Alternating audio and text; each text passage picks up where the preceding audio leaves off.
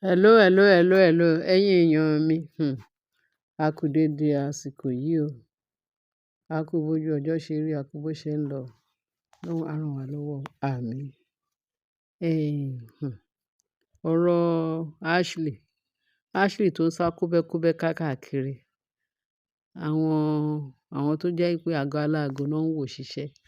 Àwọn tó jẹ́ pé wọn ò ní ṣọ́gbà tiwọn. Wọ́n á sá kúrò nílé ọkọ wọn, wọ́n á ba ilé onílé jẹ́. Òun ni irú wọn, wọ́n pọ̀ gan láyé. Àfi k'Ọlọ́run kó gbà wá, k'Ọlọ́run kó ká ṣọ́ra fún wọn. Bẹ́ẹ̀ ni. Wọ́n ní kí ná máa ń pè kíní yẹn, wọ́n ní aya Oòduà. Aya Oòduà ni pé wọ́n ní ní Ilé Ifẹ̀, wọ́n ní ìyàwó kábíyèsí náà máa ń fún. Ìyẹn Naomi, àwọn ìyàwó tó wá tó jẹ́ pé ó jẹ́ new, kì í ṣe irú àwọn ìyàwó bíi ti Ashley o.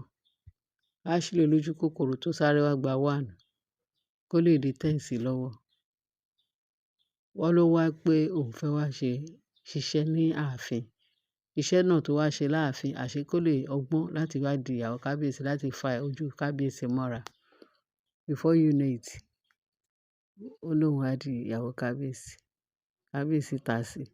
Àwọn èèyàn tí ẹ̀ ń sọ, wọ́n ní, kí ni kábíyèsí tí ẹ̀ rí lára ẹ̀? Kí ló rí?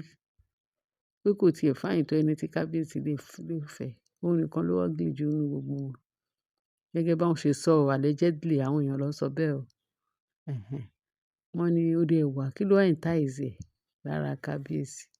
Kí ló entice lára kábíyèsí? Kí ló entice kábíyèsí lára Ashley?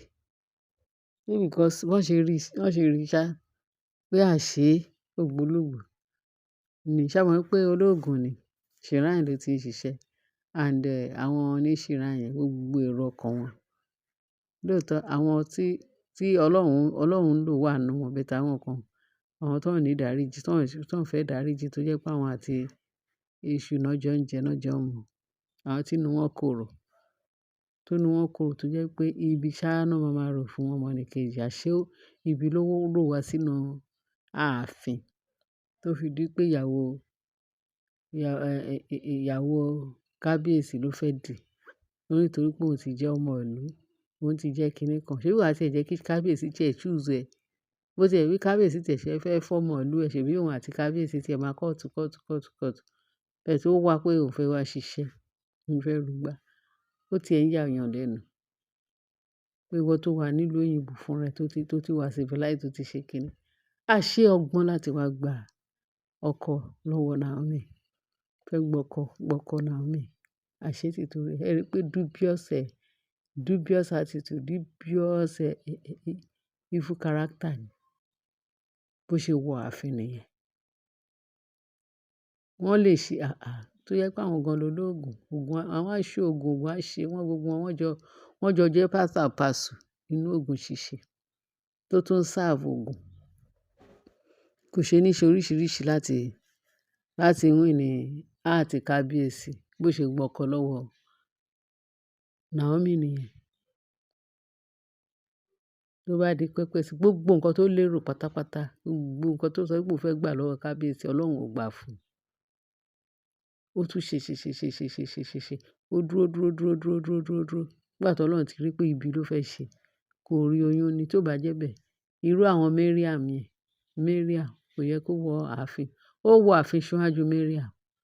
Ìyẹn ọmọ Ashley, ó wọ ààfin ṣíwájú Mariam. Tán tí sọ pé kiní kan. Wọ́n victimize Naomi.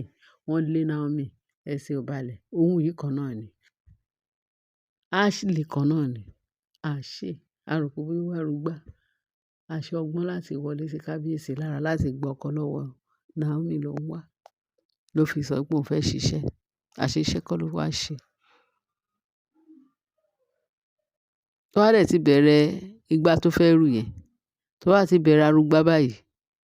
Wọ́n máa ṣe, wọ́n máa gbojú, wọ́n máa gbé. Wọ́n máa ṣe bíi pé bóyá Ọlọ́run ṣẹ̀dá ẹlòmíì.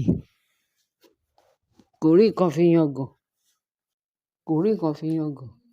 Ìwà pálapàla. Iṣẹ́ burúkú ló fi ń yangàn. Ṣé àwọn ẹgbẹ́ ẹ ló ń gba civilized girl? bẹ́ẹ̀ yẹn, tó dẹ̀ fine, tó kàwé bẹ́ẹ̀ yẹn, tó wá di pé ó fẹ́ ṣe rádaràda, wá ṣe rádaràda, rádaràda ló kàn ń ṣe ló fi lọ gbọ́kọ lọ́wọ́ ọmọ ọlọ́mọ. Àṣé láti victimize ọmọ yẹn, wọ́n dẹ̀ lé ọmọ yẹn. Wìdí ó rò pé òun kó bá lé Naomi, Naomi jẹ́ ọmọ Àkúrẹ́, òun lọmọ nílùú, òun lọmọ kinní kan, kábíyèsí lè máa fi ojú yẹn máa wò kó fẹ́ òun gẹ́gẹ́ bí àkófí, ó fòun rọ́pò Queen Naomi. Kò mọ̀ pé ìfẹ́ látọ̀dọ̀ Olódùmarè, òun gangan ló last. Yàtọ̀ sí ìfẹ́ counterfeit tó lérò pé òun fẹ́ fi fún kábíyèsí. Ó ṣe tán, ǹjẹ́ oògùn ò sunko báyìí? Gbogbo nǹkan kí nǹkan tó lò láti fi jẹ́ kí ṣíjú kábíyèsí kúrò lára Naomi. Ǹjẹ́ kí ló wá gbẹ̀yìn? Kí ló gbẹ̀yìn? Ogun máa sunko náà. Torí ẹ̀ ni kábíyèsí ṣe hate gbogbo àwọn set of people tó fòògùn fẹ́ tó ń lo nǹkan fún kábíyèsí láti jẹ́ kí kábíyèsí kó jẹ́ pé àwọn nìkan. Ẹ̀ tí ń sìn nǹkan, kábíyèsí ó ti padà sí ìdí ẹrù ẹ̀. Pé ẹ̀yin kẹ̀ kì í ṣe ẹrù, ẹ̀yin ò ń ṣe ẹrù kábíyèsí. Ẹrù kábíyèsí ni Queen Naomi tó fẹ́ ní ṣùlọ́kà nígbà tó ká lójú ọmọ ẹni ẹlẹ́ni ló yá tètè wá ìyàwó ẹ̀ lọ. Lẹ wá ń force ara yín láti sọ pé Naomi ò gbọdọ̀ wá. Irọ́ lẹ pa. Irọ́ lẹ pa. Lágbára Kristi Jésù, ẹ̀mí mímọ́ máa ṣe yín pa, ó máa tì yín kúrò, ó máa tì yín padà síbi tẹ́ tí ń bọ̀. Kì í ṣe ilé Naomi. Ẹ wá ní kọ́mọ ni ẹ má padà sí ìdí ẹrù ẹ̀.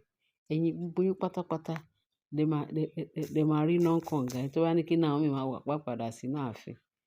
Òun gan ni Naomi ò ní dé bá láàfin yẹn. Lágbára Kristi. Ló bá ní kí ló ń jẹ́ aya Oòduà, òun ló yẹ kó jẹ́ aya Oòduà. Kó try ẹ̀ tó wá tiẹ̀ fún, wọ́n ní wọn fún, àwọn alálẹ̀ ní wọn fún. Òun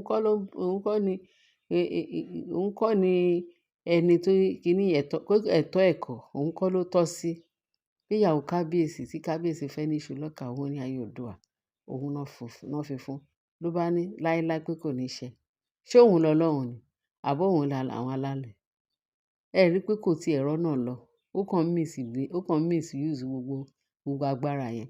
Gbogbo agbára tí ó lọ ń gbà ní iwájú ní Shrine, gbogbo ẹ̀ pátápátá ló ti sunko. Shrine gan pàápàá ti hate ẹ̀.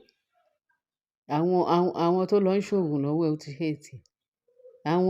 Àwọn olóògùn tó ń ṣe gan tó gbẹ́kẹ̀lé, wọ́n gbọ́ wọn ti ṣe pa wọ́n hate ẹ̀. Ẹ rí pé òògùn òṣìṣẹ́, òògùn ti sunko, òògùn òṣìṣẹ́ mọ́ ní gbogbo ọ̀nà tó ń gbà. Bẹ́ẹ̀ ni. So ló bá ní kí Naomi kó fòkó níṣo. Ọlọ́run máa kán apá ìyẹ́ wọn ni. Ìyẹn Ashley.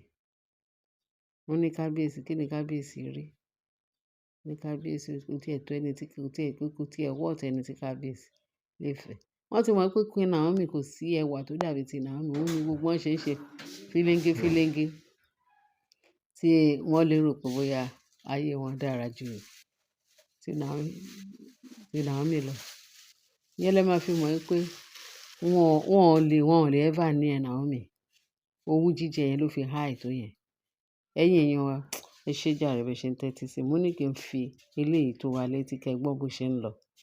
Ẹ bá mi share, kẹ́ bá mi subscribe, kẹ́ bá mi love, kẹ́ bá mi fi ìtókù sí comment section.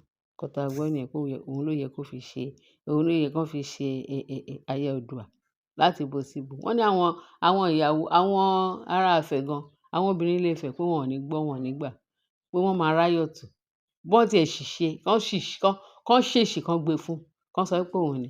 Pé àrá máa sán, orò náà máa fi ṣí kúrò àwọn ìyàwó àwọn obìnrin ilé Ifẹ̀. Bẹ́ẹ̀ ni. Ẹ̀yin èèyàn wa jàre, ẹ má yẹ ká fọ̀rọ̀ lẹ̀ sọ̀rọ̀. Ẹ ṣé gan bẹ́ẹ̀ ṣe ń tẹ́tí sí wa. Láyọ̀ o. Bye.